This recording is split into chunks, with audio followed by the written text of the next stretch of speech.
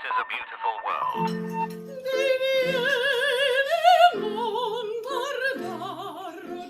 That's Indre Viskontas. She's an opera singer, a neuroscientist, and among other things, the creative director of the Pasadena Opera. Her new book is titled How Music Can Make You Better. And it's essentially a field guide for how music works and how it affects our brains, how it affects the rest of our bodies, and how it can affect society. Viskontas says many people think that sound and music exist independently of us, but that's not true. Sound occurs only when apprehended by an ear, answering the strange question, if a tree falls in the forest and there's no one there to hear it, does it make a sound?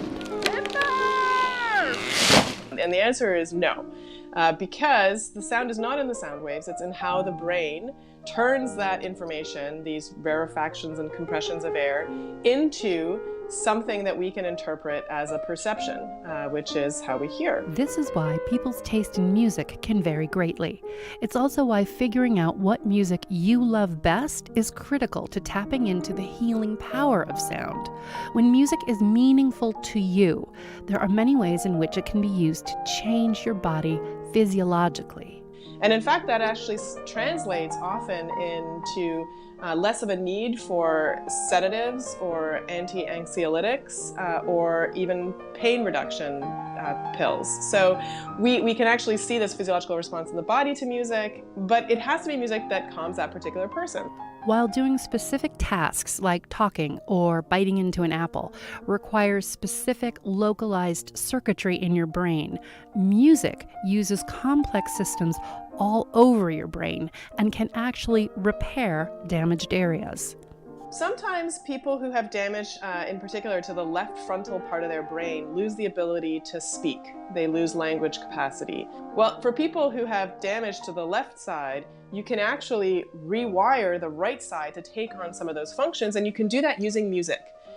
So for example, there's some great video actually of Gabby Giffords relearning how to speak using music. You're gonna do this. You ready? This little light of mine, I'm gonna let it shine. It's well documented that Alzheimer's patients also respond to music. Part of the reason is that the area of the brain that seems to be most involved in processing familiar music is left intact through most of the stages of the disease.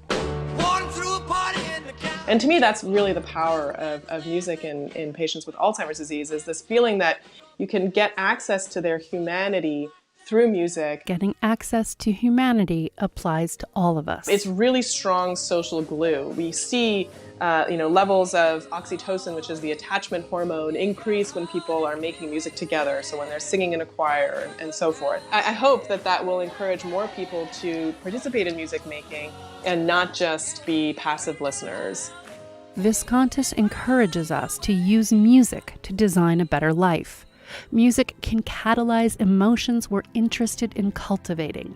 It can sharpen our minds, bestow energy, and relieve stress. Music can heal us. For me, a beautiful world is one in which everybody feels that they are meaningful participants in society, that they add something that is important, and that they can feel connected to others and the rest of the world. That's Indre Viskontas talking about her book, How Music Can Make You Better. I'm Heather McElhatton, and this is A Beautiful World, NPR News. Brought to you with help from the Pohlad Family Foundation.